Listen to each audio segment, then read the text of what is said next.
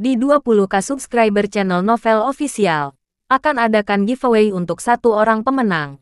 Syaratnya kalian harus subscriber, komen, like, share, supaya kalian bisa terpilih untuk jadi pemenang giveaway. Semoga beruntung bosku. Selamat datang di channel Novel Official. Sebelum kalian mendengarkan novel lelaki yang tak terlihat kaya, jangan lupa like, share, dan subbreaker kalau tidak kusentil jantung kalian hehehehe. Tanpa lama-lama lagi langsung saja kita masuk di alur cerita novelnya. Bab 1751 sampai bab 1760. Terkekeh sebagai tanggapan. Sanri kemudian tersenyum sebelum berkata, "Sebelum itu, aku ingin pergi ke kamar kecil dulu." "Tentu saja," jawab Geralt dengan anggukan. Sementara dia tahu bahwa Sanri mencoba melarikan diri, Geralt tidak merasa perlu untuk mengeksposnya. Apapun masalahnya, Sanri kemudian bangkit dan segera pergi ke kamar kecil. Sekarang dia akhirnya berhasil melarikan diri dari cengkeraman jahat Geralt. Tidak mungkin dia berani menyinggung Geralt lagi. Tak lama kemudian, pesta teman sekelas berakhir dengan lancar dan Geralt pulang bersama Juno. Begitu mereka masuk ke rumahnya, Juno langsung tersenyum ketika dia berbalik untuk melihat Geralt sebelum berkata, "Kamu sudah banyak menggoda Sanri hari ini, Geralt." Sambil tertawa terbahak-bahak sebagai tanggapan, Geralt kemudian menjawab, "Dia bersalah karena menyinggung saya sejak awal. Saya tentu tidak bisa melepaskannya begitu saja setelah dia melakukan itu, bukan? Selain itu, kamu senang aku menggodanya juga, bukan?" Setelah mendengar itu, Juno mengangguk sebelum dengan gembira berkata, "Tentu saja aku senang. Orang itu telah menggangguku sejak masa kuliahku. Kau tahu, akhirnya, seseorang mempermalukannya. Karena Geralt telah mempermalukannya begitu banyak, dia yakin Sanri tidak akan mengganggunya lagi. Itu adalah satu orang yang merepotkan yang selesai dengan." Pada saat itu, derit kecil terdengar. Berbalik menghadap pintu yang terbuka, keduanya memperhatikan saat Rai perlahan berjalan keluar. Setelah melihat mereka, dia kemudian dengan cepat berlari ke arah mereka sambil berkata, "Tuan Crawford, Nona Zon, kamu kembali." "Ya, tapi kenapa kamu masih bangun, Rai?" tanya Juno. Aku sudah menunggumu kembali. Old Flynn mengirimimu sesuatu." "Jelas Rai. Apa dia melakukan? Apa yang dia kirimkan?" tanya Geralt penasaran. Mendengar itu, Rai masuk kembali ke kamarnya sebelum kembali dengan sebuah kotak dan menyerahkannya kepada Geralt. "Ini kotak yang belum dibuka dengan surat terlampir.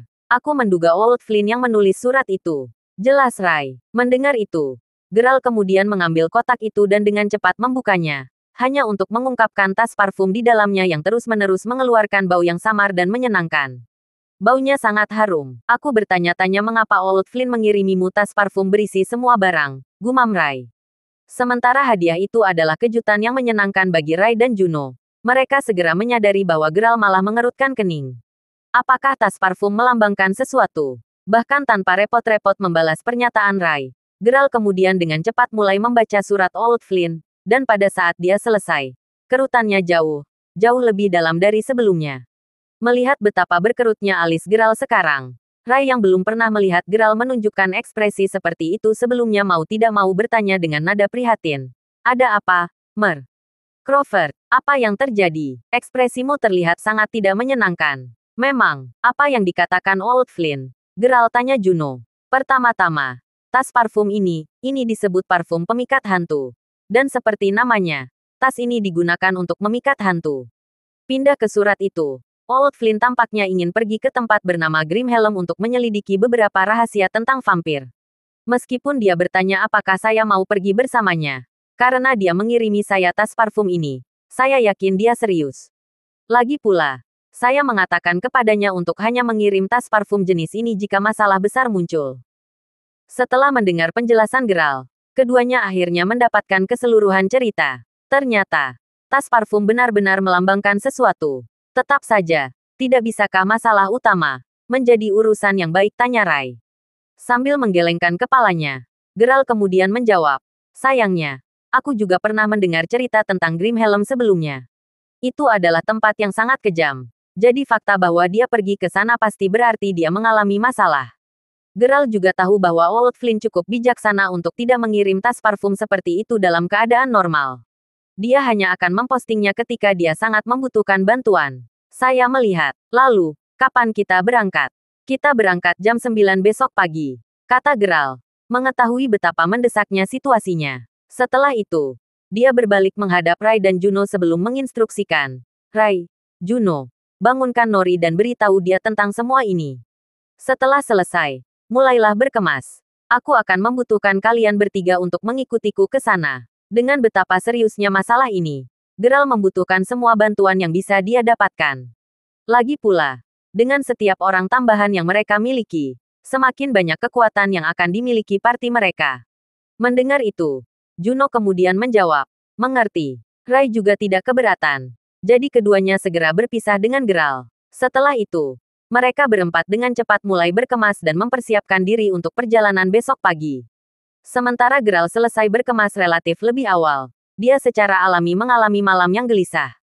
Menjelang pagi, mereka berempat sudah bangun. Dan setelah membersihkan diri dan sarapan, rombongan berempat pun berangkat. Dengan Rai sebagai pengemudi, rombongan itu kemudian melaju sampai ke pintu masuk jalan raya yang memakan waktu sekitar setengah jam dekat laut. Menurut waktu pertemuan dalam surat itu, Old Flynn seharusnya sudah menunggu mereka di sana saat itu. Benar saja. Sesampainya di pintu masuk jalan raya, mereka berempat melihat seorang tua yang mengenakan jaket hitam juga topi hitam duduk di pinggir jalan, dengan tongkat kayu cendana di tangan. Tidak sulit untuk membedakan bahwa itu tidak lain adalah Old Flynn. Dengan itu, Geralt kemudian menyuruh Rai untuk menghentikan mobil di sebelahnya. Begitu mobil berhenti, Geralt melangkah keluar sebelum dengan hormat menyapa, Flynn tua. Mengangguk sedikit sambil mendengus. Lelaki tua itu kemudian naik ke kursi senapan dengan bantuan Geralt. Setelah itu selesai, Geralt kemudian memberitahu Rai bahwa dia akan mengemudi selanjutnya. Bukannya Rai memiliki keterampilan mengemudi yang buruk atau apapun, tetapi faktanya tetap bahwa hanya Geralt dan Old Flynn yang tahu di mana tujuan mereka. Dengan mengingat hal itu, akan lebih baik jika Geralt mengemudi daripada harus menunjukkan arah kepada Rai sepanjang perjalanan. Sebelum pergi, Geralt memastikan untuk bertanya, apakah ada orang lain yang bergabung dengan kita? Old Flynn menggelengkan kepalanya sedikit. Old Flynn kemudian bersandar di kursinya, tidak mengucapkan sepatah kata pun.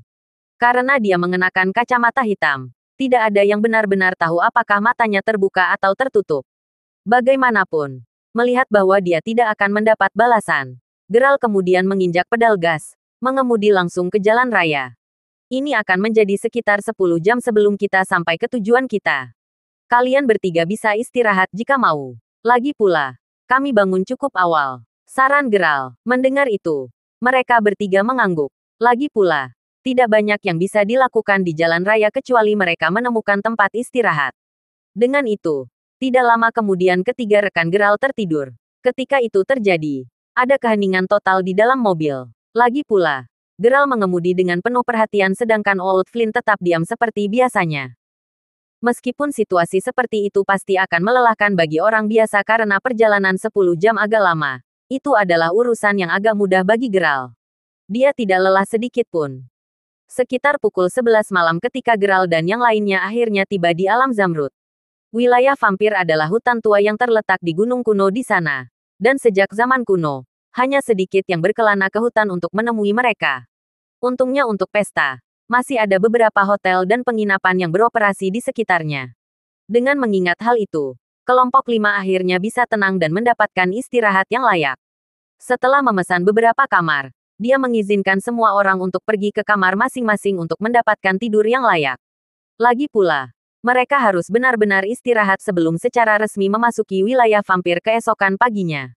Saat fajar, mereka semua check out lebih awal dan segera mulai mengemudi menuju hutan tua di pegunungan.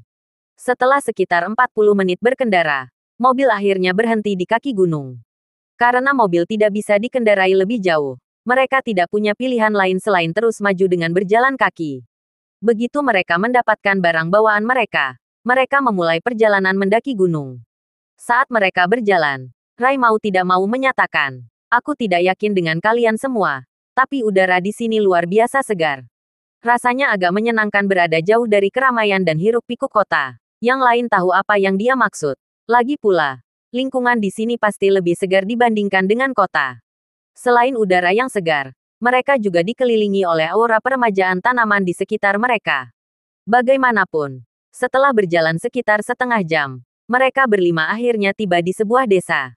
Desa itu sendiri dibangun oleh vampir lokal. Dan karena mereka hidup dalam pengasingan seperti itu, kebiasaan mereka secara alami berbeda. Dengan mengingat hal itu, begitu vampir di sekitarnya menyadari kehadiran Geralt dan partinya, mereka langsung menghentikan apapun yang mereka lakukan. Ketika semua vampir berdiri dan menatap dengan waspada ke arah kelompok itu, seorang pria yang mengenakan jaket kulit berjalan ke arah Geralt, memelototi pemuda itu ketika dia bertanya, "Siapa kalian?" Secara alami berhenti di jalur mereka. Geralt kemudian tersenyum halus ketika dia menjawab, "Salam. Kami adalah pedagang." "Hah, seorang pedagang," katamu. "Dengar, aku telah melihat banyak orang sepertimu. Jadi hentikan aktingnya. Katakan padaku, apakah kamu di sini untuk mencari harta karun di hutan?" Ejek pria itu, sedikit mengernyit setelah mendengar itu. Geralt mau tidak mau berpikir bahwa vampir itu sedikit lebih sulit untuk dihadapi daripada yang dia perkirakan sebelumnya. Setelah sedikit jeda, dia kemudian memerintahkan, "Rai, bawakan makanannya." Mendengar itu, Rai segera mengeluarkan semua makanan dari ranselnya sebelum memberikannya kepada Geralt. Mengambil makanan, Geralt kemudian menyerahkannya kepada pria berjaket kulit sebelum berkata, "Kami benar-benar pedagang. Kami di sini dengan imbalan beberapa barang dan spesialisasi lokal. Jika Anda masih tidak percaya kami, datang memeriksa barang dagangan kami." Tentu saja, Geralt mengatakan ini untuk menghindari pria itu semakin curiga pada mereka. Setelah mendengar kata-kata Geralt dan melihat makanannya, pria itu sedikit menurunkan kewaspadaannya sebelum mengambil makanan yang diberikan Geralt kepadanya. Bahkan saat pria berjaket kulit itu masih memeriksa makanan, vampir lain sudah bergegas menuju Geralt dan kelompoknya. Sementara Geralt dan yang lainnya dengan cepat menjadi orang yang paling disambut di desa. Itu juga menyebabkan persediaan makanan mereka berkurang dengan cepat karena penduduk desa dengan mudah menukar emas dengan barang dagangan. Tentu saja hal ini membuat Rai, Nori, dan Juno sedikit khawatir. Lagi pula, jika mereka tidak punya makanan yang tersisa, apa yang akan mereka makan ketika mereka menjelajah lebih jauh ke dalam hutan tua? Pada saat itu, suara kasar terdengar berteriak, "Minggir!" Setelah itu, semua orang menyaksikan seorang pria gemuk meraba-raba ke depan dengan beberapa bawahan berpakaian lusuh mengikuti di belakangnya. "Oh, orang luar. Ya, hal-hal baik apa yang telah kamu bawa?" Melihat pria berperut besar yang menatap Geralt dan kelompoknya, Geralt sudah tahu bahwa dia bermasalah. Lebih tepatnya, dia merasa bahwa pria gemuk itu adalah bandit dan pengganggu biasa di desa. Sementara Geralt tidak terlalu tertarik untuk berhubungan dengan dia atau bawahannya. Dia masih tersenyum ketika dia menjawab, "Ini hanya beberapa makanan, tapi semuanya sudah ditukar dan diambil oleh penduduk desa." Mendengar itu, pria berperut besar itu kemudian mengangkat kepalanya sebelum menyatakan, "Dengarkan di sini. Saya dipanggil Vane dan saya adalah bos dari desa ini. Karena Anda telah datang ke desa saya, Anda harus memberi kami sesuatu sebagai hadiah selamat datang.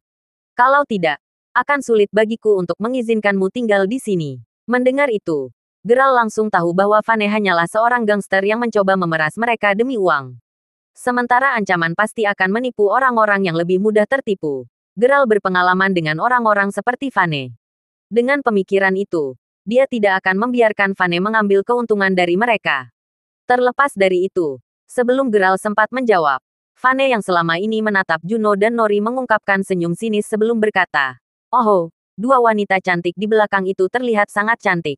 Mendengar itu, Geralt langsung melangkah di antara dia dan kedua gadis itu sebelum menatap lurus ke mata Vane sambil berkata, "Tuan, kami adalah pedagang yang ada di sini untuk berbisnis.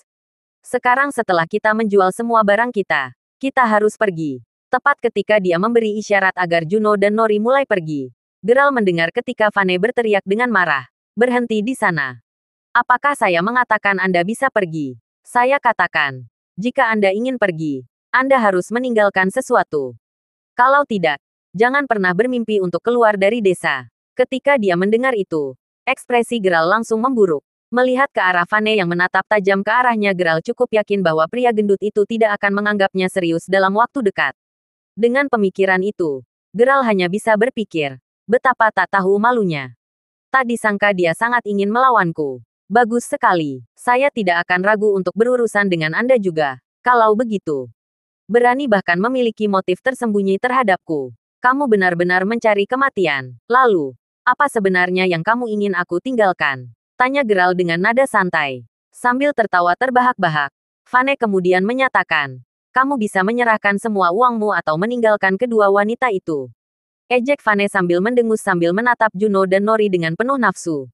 Dan jika aku enggan melakukan keduanya, jawab Geralt, kamu ibu Asterisker, apakah Anda bermain bodoh sekarang? Jika Anda ingin menjadi pemberontak ini, saya hanya akan memerintahkan anak buah saya untuk menghancurkan Anda. Geram Fanny. Namun, sebelum Vane bisa mengatakan apa-apa lagi, dia dengan cepat mendapati dirinya terbang mundur. Tentu saja, ini karena Geralt telah bergerak. Vane tidak hanya vulgar terhadapnya, tetapi dia bahkan memiliki motif tersembunyi pada Juno dan Nori. Kombinasi keduanya pasti cukup untuk menjamin diberi pelajaran oleh Geralt. Bagaimanapun, setelah melihat bos mereka dipukuli, bawahan Vane langsung bergegas menuju Geralt untuk membalaskan dendamnya. Tentu saja, Geralt hanya membalas serangan mereka dengan tendangan secepat kilat tanpa ragu sedikit pun. Karena mereka semua segera dihabisi dalam satu pukulan, Geralt tidak bisa menahan perasaan bahwa mereka semua idiot karena berani mencari masalah dengannya ketika mereka sangat lemah. Rai dan yang lainnya, di sisi lain, hanya menyaksikan adegan itu dimainkan dalam keheningan. Lagi pula, mereka tahu bahwa tidak ada hal buruk yang akan terjadi pada mereka dengan Geralt di sana. Tak lama kemudian, malam tiba dan seluruh area benar-benar diliputi kegelapan. Dengan keheningan yang terjadi, derak api unggun yang Geralt dan rombongannya mulai di halaman dan saat ini sedang duduk-duduk segar seperti siang hari. Dengan adanya potongan daging yang sangat besar untuk makan malam yang saat ini sedang dimasak di atas api unggun, terbukti bahwa Geralt telah menyimpan beberapa makanan untuk hari hujan. Geralt telah memastikan untuk menyimpan beberapa jatah di tasnya sendiri, mengantisipasi kemungkinan penduduk desa menukar semua makanan di ransel Rai. Karena seberapa besar dagingnya, mereka berlima cukup kenyang saat makan malam selesai. Dengan perut mereka yang sekarang terisi, Rai mau tak mau bertanya dengan nada sedikit khawatir. Apakah menurutmu Vane dan gengnya akan datang mencari masalah dengan kita malam ini, Tuan Crawford? Jangan khawatir. Kita akan bergiliran berjaga malam ini. Anda bisa tidur dulu. Dan setelah 2 jam, kami akan bertukar tempat. Dengan begitu, tidak ada yang bisa menyelinap ke arah kita, kata Geralt. Bahkan jika Vane tidak hadir, Geralt akan tetap menyarankan hal yang sama untuk dilakukan. Bagaimanapun, mereka saat ini berada di wilayah yang tidak dikenal. Dengan mengingat hal itu, mereka harus waspada setiap saat untuk mencegah serangan menyelinap. Termasuk Old Flynn. Geralt lebih mengkhawatirkan keselamatan Juno dan Nori. Dia bersumpah pada dirinya sendiri bahwa dia tidak akan membiarkan salah satu dari mereka menderita cedera atau terluka selama perjalanan ini. Bagaimanapun, Rai secara alami tidak menentang saran Geralt, dan dia mengangguk setuju. Sudah larut malam ketika Juno dan Nori akhirnya tertidur. Bahu mereka bersandar satu sama lain. Old Flynn sendiri terlihat sedang bermeditasi di samping sementara Rai akhirnya tertidur saat dia bersandar di pilar. Adapun Geralt, dia duduk di depan api unggun, mengawasi bahaya sambil sesekali melihat ke langit. Dari tempatnya duduk, langit malam tampak sangat indah. Tak lama kemudian, bulan sabit yang cerah yang sebelumnya terhalang oleh awan muncul dengan sendirinya bersama dengan bintang-bintang yang menyilaukan yang tak terhitung jumlahnya. Karena semua lampu neon dan lampu jalan di kota-kota, pemandangan indah seperti itu tidak mungkin dinikmati di daerah perkotaan. Dengan mengingat hal itu, keindahan alam yang hanya bisa disaksikan di sini di hutan belantara pasti bisa menyegarkan pikiran siapapun. Apapun masalahnya, malam itu lancar dan berakhir dengan damai. Tampaknya meskipun Vane dan gengnya terburu-buru, mereka tahu keterbatasan mereka dengan baik. Lagi pula, kelompok pengganggu itu sama sekali tidak menimbulkan masalah bagi Geralt dan partinya malam itu. Meski begitu, Geralt tiba-tiba terbangun pagi itu ketika dia mendengar keributan di dekatnya. Dengan itu, Geralt yang terbangun yang tertidur saat fajar karena dia pikir tidak ada yang cukup bodoh untuk menyerang mereka di siang hari langsung berlari keluar untuk melihatnya. Tak lama kemudian, dia bertemu dengan sekelompok penduduk desa yang sedang mendiskusikan sesuatu sambil berdiri di sekitar sumur. Dengan betapa tidak menyenangkan ekspresi mereka, Geralt hanya bisa berasumsi bahwa sesuatu yang buruk telah terjadi. Ketika penduduk desa memperhatikan bahwa Geralt dengan rasa ingin tahu berjalan ke arah mereka, mereka dengan cepat mengelilinginya. Sebelum Geralt sempat bertanya apa yang mereka lakukan, salah satu penduduk desa menunjuk ke arahnya sebelum bertanya, "Apakah itu kamu?" Mengangkat alis sedikit karena kebingungannya, Geralt kemudian menjawab, "Apakah itu aku? Apa? Apa yang terjadi?" Setelah mendengar itu, penduduk desa itu kemudian mendengus sebelum dengan marah membalas, "Apakah kamu yang membunuh Vane? Lagi pula, dia menyinggungmu kemarin." Setelah penduduk desa yang marah mengatakan itu, penduduk desa lainnya dengan cepat menunjuk ke sumur, mendorong Geralt untuk berjalan dan melihat ke bawah. Begitu dia melakukannya, Geralt langsung disambut oleh pemandangan mayat besar yang mengambang. Dengan betapa gemuknya itu, dia tidak ragu bahwa tubuh itu milik Vane. Terkejut karena Vane akan mati begitu tiba-tiba dan ditemukan tewas di semua tempat, Geralt kemudian menghadap penduduk desa sebelum bertanya, "Bagaimana, apakah dia mati? Apa maksudmu? Bagaimana dia mati? Apakah Anda serius berpura-pura terkejut bahwa tubuhnya ada di sini? Anda satu-satunya di sini yang memiliki dendam padanya. Anda tahu, siapa lagi yang bisa membunuhnya?" Menyalahkan penduduk desa lain. "Dengar, aku bahkan tidak meninggalkan rumah. Bagaimana aku bisa membunuhnya?" Jelas Geralt. Meskipun itu benar, dia tahu penduduk desa tidak akan membelinya dengan mudah. Dengan mengingat hal itu, cara terbaik untuk menyelesaikannya adalah dengan menyelidiki bagaimana Vane benar-benar mati. Tetap saja, kematian Vane jelas menjelaskan mengapa dia dan gengnya tidak menyebabkan masalah pada Geralt dan partinya pada malam sebelumnya. Meskipun Vane jelas merupakan karakter jahat yang pantas mendapatkan pembalasan cepat atau lambat, Geralt harus mengakui bahwa kematiannya agak terlalu dini. Apapun masalahnya, Geralt kemudian menambahkan, "Dengar, sebelum kita mulai menunjuk, mari kita bangun mayatnya dulu untuk melihat bagaimana dia benar-benar mati." Mendengar itu, penduduk desa tidak bisa membantah logika Geralt, jadi mereka mulai menarik mayatnya. Begitu mayat gemuk itu keluar di tempat terbuka, semua orang melihat bahwa wajahnya telah benar-benar hancur. Dengan seberapa parah wajahnya dicakar, Vane hampir tidak memiliki fitur wajah yang menonjol. Berjongkok untuk melihat lebih dekat mayat Vane, Geralt akhirnya menemukan luka dalam di leher Vane. Dengan pemikiran itu, Geralt menyimpulkan bahwa dia telah meninggal karena kehilangan darah. Begitu dia bangkit kembali, Geralt kemudian berbalik untuk melihat penduduk desa sebelum menunjukkan tangannya sambil berkata, "Dari apa yang saya lihat, apapun yang membunuh Vane memiliki cakar yang tajam. Maksudku, perhatikan baik-baik wajahnya yang hancur. Ada luka dalam di lehernya juga yang hanya bisa ditimbulkan oleh cakar yang sangat tajam." Dengan pemikiran itu, aku tidak mungkin menjadi pembunuhnya. Menyadari bahwa pernyataan Geralt masuk akal, penduduk desa dengan cepat menerima bahwa dia bukanlah pembunuhnya.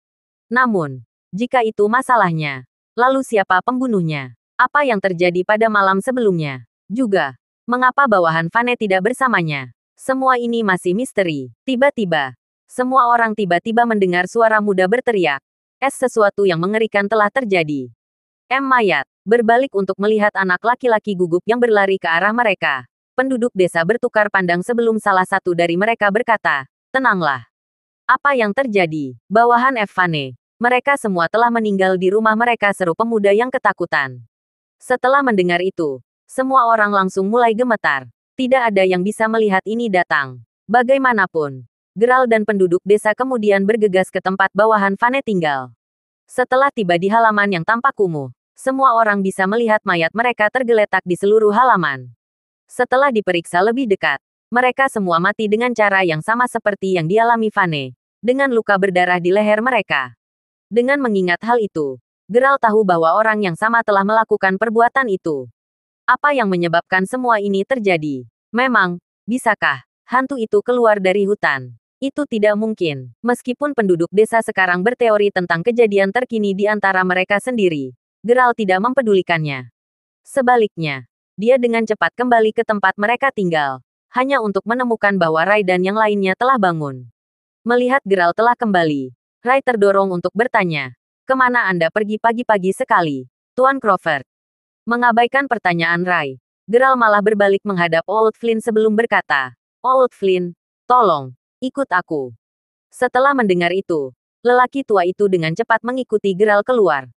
Penasaran, Rai juga mengikuti mereka berdua. Sementara Rai tidak tahu apa yang sedang terjadi. Menilai dari ekspresi Geralt, dia tahu bahwa itu adalah insiden serius. Tidak lama sebelum ketiganya tiba di sumur, menunjuk mayat Vane yang sekarang tergeletak di tanah, Geralt kemudian berkata, "Tolong lihat mayat ini, Old Flynn." Sesuatu menyerangnya kemarin sebelum melemparkannya ke dalam sumur. Saat melihat mayat itu, Rai yang kaget kemudian berteriak tak percaya. Bukankah itu Vane, Tuan Crawford? Kami baru saja bertemu dengannya kemarin. Bagaimana dia bisa mati begitu tiba-tiba?" Bahkan tanpa repot-repot menjawab pertanyaan Rai, Geralt hanya menatap Old Flynn. Old Flynn sendiri hanya menatap mayat itu, menganalisisnya dengan jelas. Setelah beberapa saat, dia kemudian berkata, ini adalah pekerjaan vampir liar. Vampir liar, ulang Geralt. Terkejut dengan jawaban Old Flynn. Memang, hanya jenis mereka yang memiliki cakar tajam yang bisa dengan mudah membunuh. Terlebih lagi, jika Anda memperhatikan lebih dekat, Anda akan dapat melihat bekas gigitan di lehernya.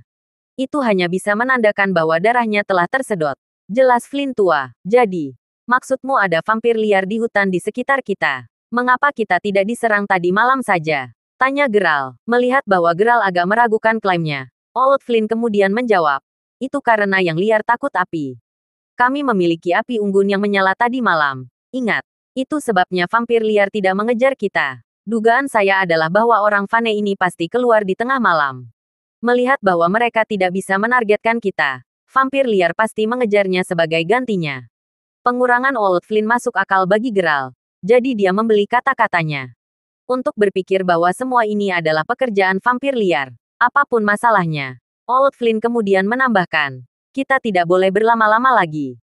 Kita harus segera berangkat. Melihat Old Flynn kemudian berbalik untuk pergi. Geralt melirik mayat Vane untuk terakhir kalinya sebelum mengikuti Old Flynn bersama Rai. Begitu mereka kembali ke rumah, mereka dengan cepat mengemasi barang-barang mereka dan diam-diam meninggalkan desa. Lagi pula, jika penduduk desa tahu bahwa mereka akan pergi dalam waktu sesingkat itu, mereka pasti akan berusaha menghentikan Geralt dan partinya. Bagaimanapun, setelah berjalan sebentar, mereka akhirnya berhasil memasuki hutan tua jauh di dalam gunung. Sekarang dikelilingi oleh pepohonan. Kelompok itu tetap waspada saat mereka berjalan perlahan. Sambil berjalan, Rai tidak bisa menahan diri untuk tidak bertanya. Seperti apa vampir liar itu, Tuan Crawford? Mendengar itu, Geralt tidak terlalu yakin bagaimana menjawabnya. Lagi pula, dia juga belum pernah secara pribadi bertemu dengan vampir liar. Dengan itu, dia kemudian berbalik untuk melihat Old Flynn sebelum berkata, tidak ada petunjuk. Apa kau tahu seperti apa mereka, Old Flynn? Vampir liar memiliki kuku yang sangat tajam yang dapat dengan mudah merobek kulit manusia. Tidak seperti cakar hewan pemangsa. Mereka juga bergantung pada dan menikmati minum darah. Sedemikian rupa sehingga mereka memiliki rasa yang tajam terhadap darah. Jelas Flynn tua, sekarang memahami bahwa mereka membutuhkan darah untuk hidup. Rai kemudian bertanya, jika mereka menakutkan seperti yang Anda katakan, lalu mengapa kita mencari mereka?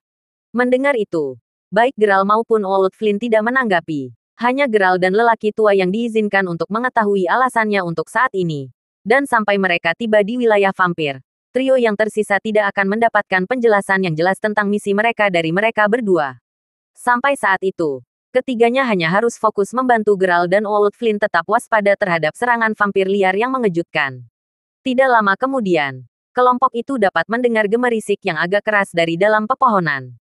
Berhenti di jalur mereka. Geralt dan yang lainnya segera meningkatkan kewaspadaan mereka. Beberapa detik kemudian, sekelompok orang yang mengenakan pakaian yang membuat mereka menyatu dengan baik dengan lingkungan mereka bergegas keluar dari pepohonan sebelum dengan cepat mengepung parti Geralt. Siapa orang-orang ini? Tuan Crawford, bisik Rai saat Geralt menggelengkan kepalanya, dengan kerutan di wajahnya. Sejujurnya, dia juga tidak tahu siapa mereka. Setelah itu, seorang pria dengan potongan bas melangkah maju. Menatap Geralt dan kelompoknya sebelum bertanya, siapa kalian? Tuan yang baik, kami hanya pedagang yang ada di sini untuk bersenang-senang. Jawab Geralt, pedagang katamu, di sini diantah-berantah.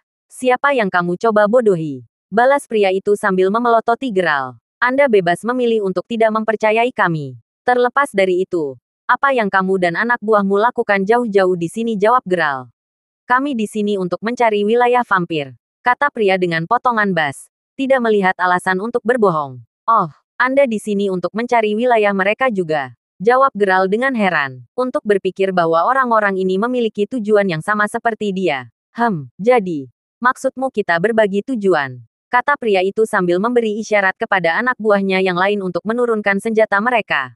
Kalau begitu, jika itu masalahnya, izinkan saya untuk memperkenalkan diri. Saya menggunakan Lezak, dan saya adalah pemimpin tim saya. Kata Les sambil mengulurkan tangannya. Mendengar itu, Geralt kemudian membalas jabat tangan yang kuat saat dia menjawab. Geralt Crawford. Setelah itu, Les kemudian berkata, tidak menyangka akan bertemu tim lain yang mencari wilayah vampir juga. Mengangguk setuju. Geralt kemudian berbalik untuk melihat Old Flynn yang telah berdiri di belakangnya. Melihat lelaki tua itu tidak menunjukkan respons apapun, Geralt langsung lega. Lagi pula, ini berarti Old Flynn tidak memiliki terlalu banyak permusuhan terhadap Leh dan bawahannya. Dengan pemikiran itu, Geralt kemudian berbalik menghadap Leh sebelum bertanya, apakah kamu tahu di mana tepatnya wilayah vampir berada? Mengambil peta dari sakunya, Leh kemudian menyebarkannya ke Geralt untuk melihatnya. Kami saat ini di sini. Anda tahu. Dan wilayah vampir ada di dalam gunung ini. Dengan mengingat hal itu, kita harus menggali jalan kita ke wilayah mereka. Jelas Leh. Mendengar itu, Geralt bisa langsung tahu seberapa baik persiapan Leh dan bawahannya. Bagaimanapun juga, karena kedua belah pihak sedang mencari wilayah vampir, mereka berpikir bahwa mereka mungkin juga bekerja sebagai sebuah tim. Dengan itu, setelah istirahat sejenak, kedua kelompok kemudian melanjutkan perjalanan mereka.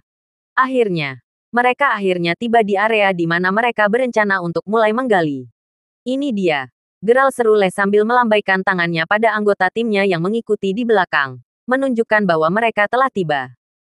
Dengan itu, Leh dan rekan satu timnya mengambil sekop mereka bersama dengan peralatan apapun yang relevan sebelum mulai menggali tanah di bawah mereka. Kalian mengawasi hal-hal saat kita menggali. Mari kita istirahat yang memang layak setelah kita sampai di sisi lain. Kata Leh, mengetahui bahwa tidak mudah untuk menggali sebuah lorong dan itu akan memakan waktu sebelum Leh dan anak buahnya selesai. Geralt tentu saja tidak keberatan. Setelah mengangguk setuju, dia kemudian kembali ke partinya sendiri untuk mulai berjaga-jaga. Melihat Geralt telah kembali, Rai kemudian bertanya dengan nada sedikit khawatir. Apakah Anda mempercayai orang-orang ini, Tuan Crawford? Memahami dari mana Rai berasal, Geralt kemudian menjawab, jangan khawatir, saya bisa merasakan bahwa dia orang yang benar. Setelah mendengar itu, kekhawatiran Rai dengan cepat mereda. Bagaimanapun, dia mempercayai penilaian Geralt. Bagaimana denganmu, Flynn tua? Apa pendapatmu tentang Leh dan anak buahnya? Tanya Geralt sambil berbalik untuk melihat pria tua yang duduk di dekat mereka. Sepanjang perjalanan mereka, Old Flynn anehnya tetap diam. Terlepas dari itu, lelaki tua itu hanya menjawab, kami akan memiliki lebih banyak bantuan dengan tim tambahan. Ada keamanan dalam jumlah. Mendengar itu, Geralt lalu mengangguk setuju. Setelah 2 jam, suara keras terdengar dari tempat Leh dan yang lainnya sedang menggali. Menebak bahwa Leh dan anak buahnya telah berhasil menggali sebuah lorong. Geralt dan rombongannya dengan cepat berlari ke arah suara itu. Seperti yang mereka duga, sebuah lorong raksasa sekarang terlihat untuk dilihat semua orang. Dengan betapa gelapnya di dalamnya, hampir tidak mungkin untuk mengetahui apa yang ada di bawah sana. Bagaimanapun, Geralt dan rombongannya tepat pada waktunya untuk melihat Leh memerintahkan anak buahnya. Kalian berdua, masuk ke sana dan pramuka ke depan. Jika Anda menemukan ada yang salah, segera keluar. Dimengerti jawab kedua pria itu saat mereka menyalakan senter dan mulai berjalan ke lorong yang baru terbentuk. Muncul kembali beberapa menit kemudian. Kedua pria itu kemudian melaporkan, semuanya normal di dalam. Kita bisa melewatinya. Luar biasa. Tetap saja. Harap berhati-hati. Semuanya. Jangan bergerak sembarangan dan selalu awasi anggota timmu, kata Leh. Keras dan jelas. Teriak semua orang sebagai tanggapan. Ayo. Geralt. Ayo masuk bersama. Kata Leh sambil menatap Geralt. Mendengar itu, Geralt mengangguk sedikit sebelum memasuki lorong di sisi Leh. Kelompok Geralt lainnya mengikuti di belakang mereka. Begitu masuk, mereka segera melihat segala macam lukisan warna-warni di kedua sisi dinding batu. Dari betapa primitifnya mereka, orang dapat dengan mudah menebak bahwa lukisan-lukisan ini telah ada di sini selama berabad-abad. Bisakah kamu melihat sesuatu dari lukisan-lukisan ini, Old Flynn? Tanya Geralt saat dia dengan penasaran berbalik untuk melihat pria tua itu. Setelah mencari beberapa saat, Old Flynn kemudian menjawab, Gambar-gambar tersebut menggambarkan sejarah perkembangan vampir di zaman kuno. Ini dengan sangat jelas menggambarkan awal spesies mereka hingga penurunan akhirnya. Dengan mengingat hal itu, saya dapat dengan aman mengatakan bahwa kami telah berhasil masuk ke wilayah vampir. Setelah mendengar itu, Geralt dan yang lainnya terkejut. Setelah melalui begitu banyak usaha, mereka akhirnya berhasil memasuki wilayah vampir. Namun, fakta bahwa mayat-mayat itu ditemukan mati seperti itu hanya bisa berarti bahwa beberapa vampir masih hidup. Mereka lawan yang sangat berbahaya. Jadi harap berhati-hati. Semuanya. Menambahkan Old Flynn, vampir pada umumnya adalah ras independen yang hampir tidak pernah berhubungan dengan orang-orang dari dunia luar. Itu jelas menjelaskan mengapa mereka sangat membenci orang-orang dari dunia luar. Itu juga alasan mengapa mereka biasanya menyerang non-vampir yang terlihat. Tentu saja tidak membantu bahwa vampir secara alami cepat dan dapat dengan mudah membunuh sejumlah orang yang mereka inginkan. Jangan khawatir, Pak, kami semua ahli dalam bertarung. Jadi kami juga tidak bisa dianggap enteng. Dengan pemikiran itu, aku percaya bahwa para vampir tidak akan berani bertindak tanpa kendali pada kita. Jawab Le dengan nada percaya diri. Setelah mendengar itu, Old Flynn tidak memberikan jawaban. Bagaimanapun, setelah sekitar 10 menit berjalan, semua orang akhirnya berhasil keluar dari lorong yang membentang setidaknya beberapa ratus kaki. Meskipun mereka bisa menyeberang lebih cepat jika mereka mau, mereka meluangkan waktu sambil berjalan karena segala macam kerikil tajam tersebar di seluruh area. Dengan pemikiran itu, mereka semua jujur senang bahwa mereka memiliki sepatu bersol tebal di Aetherway. Di ujung lorong terbentang aula raksasa. Di tengah aula, ada semacam roda yang hanya berfungsi untuk menambah keanehan dan kemisteriusan daerah itu. Setelah melihat sekeliling, Rai yang tercengang tidak bisa menahan diri untuk tidak berkata, "Warna aku terkejut." Memikirkan bahwa tempat seperti istana yang begitu besar akan ada di sini di pegunungan. Benar saja, tempat ini jauh lebih besar daripada makam yang mereka lihat di negara hantu. Dengan pemikiran itu, tampaknya para vampir itu sangat kuat. Apapun masalahnya, yang lain kemudian mulai dengan penasaran memeriksa sekeliling mereka. Geralt sendiri dan juga beberapa lainnya segera pergi ke kemudi di tengah ruangan. Melihat kemudi, Rai kemudian bertanya, "Apakah Anda tahu apa yang dilambangkan oleh roda ini, Mer Crawford?" Sebelum Geralt sempat menjawab, Old Flynn menjelaskan, "Itu adalah roda matahari dan bulan milik vampir. Mereka menggunakannya untuk menghitung waktu." "Hitung waktu? Mengapa mereka membutuhkan roda sebesar itu hanya untuk menghitung waktu?" tanya Rai. "Oh, mereka tidak menggunakannya untuk menghitung waktu reguler. Sebaliknya, roda menghitung kapan mereka perlu mengisi kembali darah mereka," jawab Old Flynn, langsung menyebabkan rasa dingin menjalari tulang punggung Rai. Ternyata, para vampir menggunakan roda ini untuk menghitung kapan tepatnya mereka perlu menghisap darah segar, dan memikirkannya saja sudah membuat tulang belakang kesemutan. Pada saat itu, salah satu anggota tim Le terlihat mengulurkan tangannya untuk mengambil apa yang tampak seperti mutiara yang tertanam di salah satu dinding batu sambil berteriak. "Hei Kapten, ada mutiara di sini. Saya yakin itu akan terjual banyak." Setelah menyadari apa yang terjadi, Geralt langsung berteriak, "Jangan mencabutnya dari dinding." Sayangnya, Geralt terlambat. Anggota tim telah mengambilnya dari dinding, dan dia sekarang menatap Geralt dengan bingung, bertanya-tanya mengapa dia begitu sibuk dengan mutiara di tangannya. Sebelum ada yang bisa bereaksi lebih jauh, suara gemuruh tiba-tiba bisa terdengar. Beralih ke sumber suara, mata semua orang melebar ngeri ketika mereka menyadari bahwa sebuah batu besar telah jatuh dan benar-benar menghalangi pintu masuk istana. "Semuanya bebek," teriak Geralt saat dia langsung mendorong Old Flynn dan anggota parti lainnya ke tanah. Begitu kalimatnya berakhir, anak panah yang tak terhitung mulai menembak keluar dari dinding batu di sekitarnya. Sayangnya, beberapa anggota tim Le tidak cukup cepat untuk bereaksi, yang menyebabkan mereka tertusuk oleh tembakan anak panah. Tak lama kemudian, para anggota itu jatuh ke tanah, mati dan tergeletak di genangan darah mereka sendiri. Bagi mereka yang berhasil merunduk tepat waktu, tidak ada dari mereka yang berani mengangkat kepala. Takut panah akan menembus tengkorak mereka. Tidak ada yang bisa mengantisipasi ada mesin kematian seperti itu di tempat ini. Terima kasih sudah mendengarkan novel lelaki yang tak terlihat kaya. Sampai jumpa di novel selanjutnya.